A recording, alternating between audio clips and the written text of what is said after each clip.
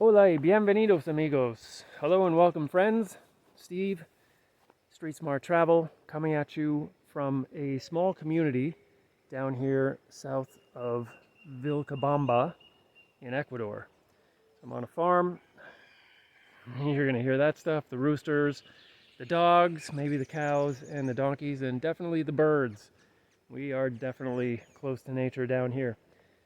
I've been thinking about this for a little while, and I came up with a list. Today's video is my top 8 lessons from being retired for 3 years. Today is February 11th, 2025, and my last day of work, full-time work, was February 1st, 2022. And then I realized recently, wow, it's been almost 3 years. I've learned a lot of stuff that I would like to pass on, and I would like to hear from anybody who is also retired. One, weigh in on some of these, what you think of my list. And two, let me know some of the top lessons that you have learned since being retired. Took a long time to get to this point. It's a great place to be, and I want to make sure that I'm paying attention to what I'm doing with my time and making good use of it. So to that end, my list. The top 8 lessons I've learned in the past 3 years of retirement. I retired at 51. I missed retiring at 50 by that much. Not that it really matters, but I retired quite a bit younger, and my big thing was I wanted to travel, which is why I'm down here in Ecuador, where I've been for about 2 years and 3 months, I guess now. So without further ado, and in no particular order, although I will say I did make number one deliberately. And by the way, if you hear a bit of wind noise, hopefully it's not this bad this time. This is take 2 on this video because it destroyed the audio on my last take. And then it rained. Oh. Anyways, back to the list. Top 8 lessons after 3 years of retirement. Lesson number 1, prioritize fun. Took you your whole life to get to this point. You have earned it. Make sure you enjoy it. And while I didn't coin this phrase, make the rest of your life the best of your life. Just make sure you're making good use of the time. Right? Like I said, you've earned it. It took a lifetime to get to this point. Why not make sure that you're doing things you enjoy doing for no other reason than because you enjoy doing them? And you have the time to do them. So maybe you want to learn another language, or you want to pick up a musical instrument, or get into pottery, or whatever it happens to be. Prioritize that. Make time to do the things that you like to do. For me, it's travel. That's why I'm down here. I'm applying for residency. It's a 5-year process. I'm coming up on completing, actually I did just complete the first part, temporary residency, and now I'm working towards permanent residency. So in the background here, this was a field of sugarcane. And it was harvested, and then they burned it. That's part of the way they do things down here. It was harvested by loading up the sugarcane onto donkeys, and they took it over to the factory up there and turned it into bricks of panela, or sugarcane sugar. It's a big part of what they do here on the farm. Lesson number 1, to recap, prioritize fun. I'll put a link in the description to a 15-second clip from a movie called This is Spinal Tap. It's a mockumentary, a hilarious movie. Well, we thought it was hilarious anyways. Me and my buddies watched it a lot. And at the end of the movie, during the credits, the director is interviewing the keyboard player, who looks like he just escaped from an asylum. Like, this he looks nuts. And he asks him, "What's your philosophy of life?" And Viv is the guy's name. He just says, "Have a good time all the time." And then he gives you this crazy smile, and like, that for me is number 1 on the list of lessons. Absolutely. I say it in terms of prioritize fun, or as Viv said it so well, have a good time all the time. Lesson number 2, slow down. This one took me about a year to finally realize and embrace, and it happened when I was down here in Ecuador. Whereas before, when I first got here, I would be walking down the street and passing everybody like they were standing still. And it took 2 or 3 months finally. And then I realized, wait a minute, people are starting to pass me. Are they walking faster than they used to? Like, how is this happening? And then I realized, no, I have actually adapted to the pace of life down here, and they are passing me because they're walking faster than me. And that was a huge realization. That's one of the biggest lessons that I've had in retirement and also living in a different culture. So number 2, you have no deadlines, no anything. There's no rush about you, right? You don't have to race off and be anywhere at a specific time. Slow down. Enjoy yourself. Lesson number 3. Create and follow an enjoyable daily routine. This one's really big for me. I did some research on other lists, top whatever lessons from retirement from people that are retired, and I couldn't identify with a single item on any of the lists that I found, so I came up with my own. This was nowhere. Create an enjoyable daily routine and follow it. So for me, I like having some structure in my life. It just means to me that I'm making progress on things that are important to me. So for example, I bookend my day with yoga and meditation. Start it with yoga and meditation, finish it with yoga and meditation. At some point in there, I'll do some Duolingo, coming up on a 1,000-day streak on Duolingo. And I'll practice chops, like rudiments. I'm a drummer, so 3-4 times a week, so not every day. I have things I do every day, things I do every week, things I do every month, and I just have a framework to get those things done so that I feel better at the end of the day having done those things and actually getting better at doing those things. And if I don't have some kind of routine, I just feel like I'm in this infinite black hole and just not making good use of my time and not doing anything to improve my skills or myself. Retirement isn't about slowing down. Well, okay, it is about slowing down. See rule number 2, but it's not about stopping doing things or learning or growing. Not for me, anyways. So number 3, create and follow an enjoyable daily routine. This, by the way, is my Stylin bachelor pad down here on the farm. Very simple, pretty big, 3 bedrooms, full bath, kitchen, everything you need. Super quiet and peaceful, away from the road. You got down one side of it. See, very simple. Very simple and very enjoyable. Number 4, huge one. Learn to say no, especially to people that are trying to monopolize your time and guilt or shame you into doing things for them because they think that they have a claim on your time. That may be kids that are saying, hey, look after your grandkids all day, every day. You can be my babysitting service, and that way I don't have to pay for daycare. And if you want to do that, that's a different story. But don't let other people tell you how you're going to spend your retirement. You got to this point. You earned it. It's yours. No is a complete sentence. You don't need to justify, rationalize, or explain.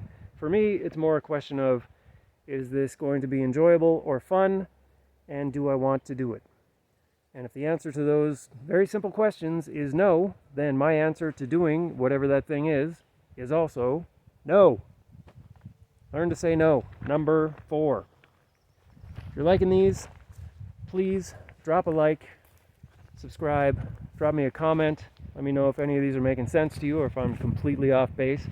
And like I said, if you've been retired for any amount of time, I'd love to hear some of the lessons that you have learned. I'm looking forward to a lot more lessons as I get deeper into my retirement.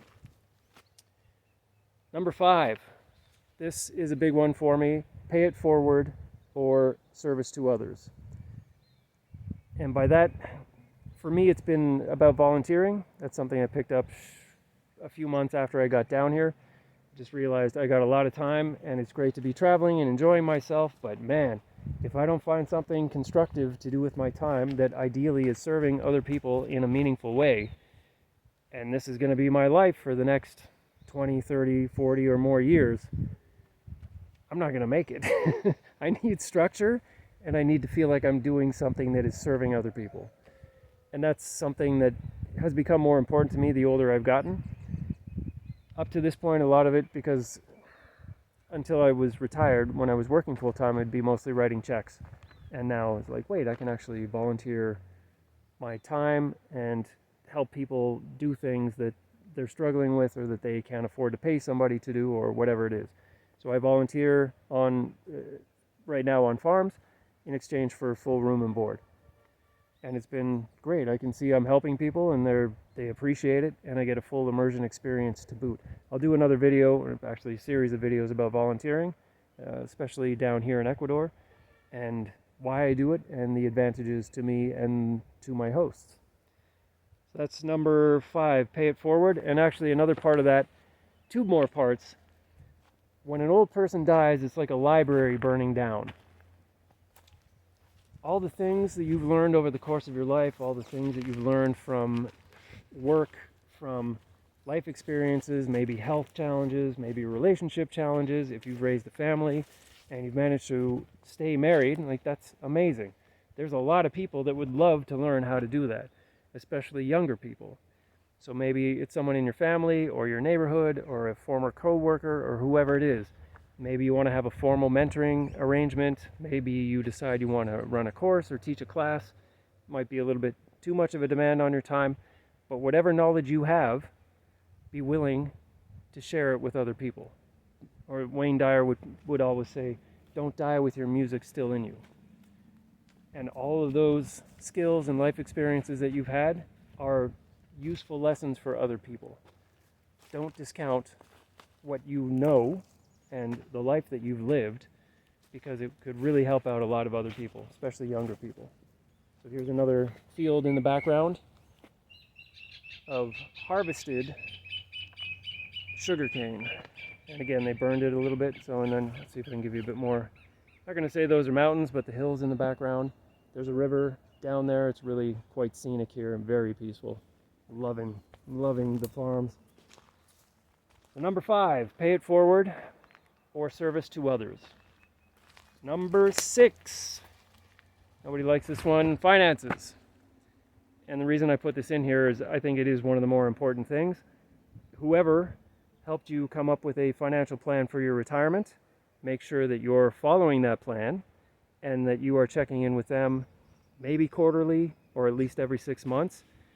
The global macro picture isn't looking great, and if inflation continues to go up or remains high and you are on a fixed income, that's going to be a problem. Over time, that's going to compound and be a problem. So check with whoever helped you put together your numbers for retirement. Make sure you're on track and make any adjustments you need to. And I would say, what was that, 6? So 6B, I would also say have at least 6 months worth of living expenses somewhere you can access them, but not easily. So if you get stuck, they are there. That will give you peace of mind. For me, it's huge, right? I sleep better at night knowing that I have plan B, plan C, plan D. Nobody helped put this plan together for me. I have a bunch of passive income streams and businesses and places where I put money so that I know if I get stuck, I can easily access it and get out of whatever financial issues I happen to be in. And so far, so good. 3 years in, no issues. So number 6, finances. Keep an eye on them and have an emergency fund. Thanks for stopping by the way. If you made it this far, again, please drop a like and a comment. Share it with anybody that you think may be interested. If you want to see more stuff about retirement, I got a lot of ideas, like not theoretical ideas. Here's stuff that I've experienced so far being retired, and I would love to share that stuff for other people that are thinking about retiring and not sure if they can, or how am I going to do this or whatever.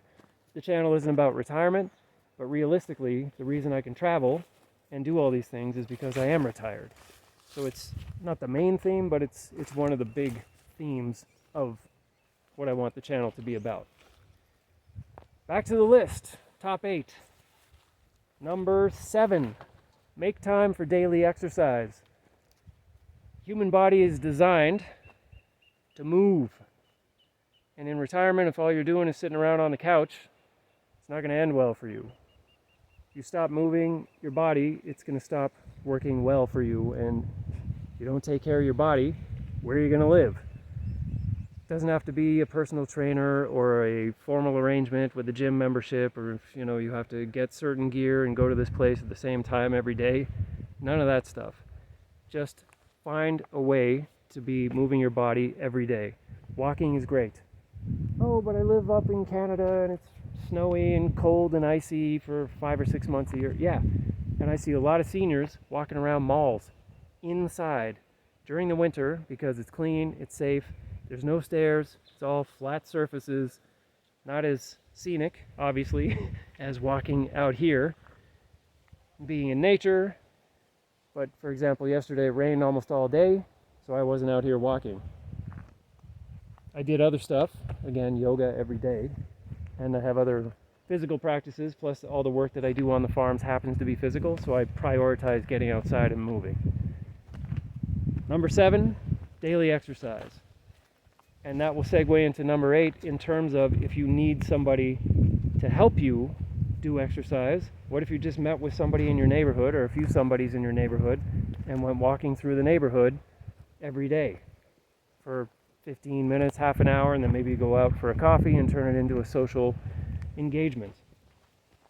Which leads into number 8, have a social outlet. There are people who got so into their job that that was their identity and their only social outlet. I worked with somebody at a very large company that everybody's heard of, not going to say which one it was, and this guy was at the company for over 40 years, and he retired, and within a year, he was dead. I don't know the whole story there, but I'm going to say a big part of his identity was in his work, and when that work went away, there went his identity and his whole social structure and everything. Don't be that guy. You can take an interest you have, so going back to number 1, prioritize fun. Figure out something you like doing. Let's say for me, it's kayaking. Kind of thing you can do maybe 5 months a year in Canada. I would find meetup groups and that did a kayak retreat or a kayak afternoon or whatever it is, and they all had their own kayaks and a carrier and a vehicle, so they got a lot of skin in the game, and they were serious about doing it, and their kayaks were much nicer than mine, by the way. And we would turn around and go up because the wind's starting to pick up again.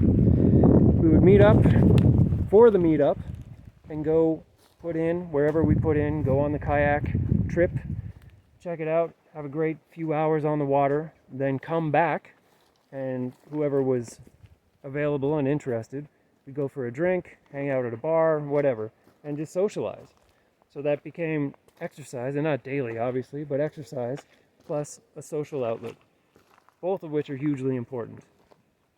And the social, I'd say the social is more like a mental, psychological benefit, but the walking or the exercise part is both physical and mental.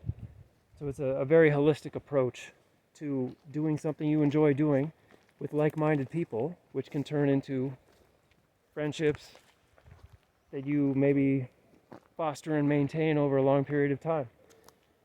I used to work on cruise ships for the better part of 15 years, and I would be out of Canada 9 months a year, 8 or 9 months. When I was in Canada on vacation, I made sure that I got in touch with people that I wanted to maintain contact with, and would tell them, look, I'm going to be there from this time to that time. Let me know when you're available. I'll come to you. And that way I maintain contact with people that I have known now for 20, 30, 40, and more than 40 years. Those friendships are important to me, so I prioritize them. Obviously, when I'm living down here, I don't get to see these people very often, but we still keep in touch. Email, social media, whatever it happens to be. Sharing inappropriate memes with each other. Things of this nature. So number 8, have a social outlet.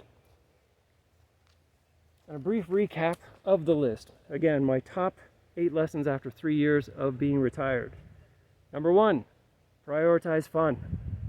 2, slow down. 3, create and follow an enjoyable daily routine. 4, learn to say no with no justification, explanation, anything. Just no. 5, pay it forward or service to others. 6, finances. Make sure you're on track with your retirement plan financially, and that you also have at least a 6-month emergency fund that covers your living expenses in case something goes off the rails. 7, make time for daily exercise. And number 8, have a social outlet.